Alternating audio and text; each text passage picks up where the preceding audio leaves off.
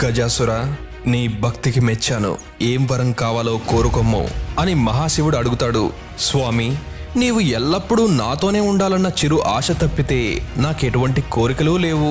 నా కోరిక ఏమిటంటే నీవు ఎల్లప్పుడూ నా కడుపులోనే ఉండాలి స్వామి అని అంటాడు. భక్తులు ఎలాంటి కోరికలు ఎందుకు అడుగుతారో ముందు వెనుక ఆలోచించే స్వభావం లేని భోలేనాథుడు, సరే అలాగే నాయనా, నీవు కోరుకున్న విధంగానే నేను నీ కడుపులో ఉంటాను అని ఆ రాక్షసుని కడుపులోనికి చేరి ప్రశాంతంగా ఉండేవారు.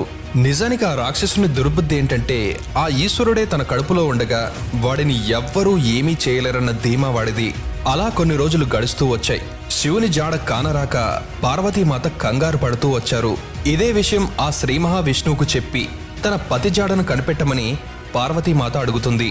దివ్య దృష్టితో ఆ మహావిష్ణువు పరమశివుడు ఆ గజాసురుని పొట్టలో ఉన్నాడని తెలుసుకుంటాడు. గజాసురుని సంహారానికి గంగిరెద్దే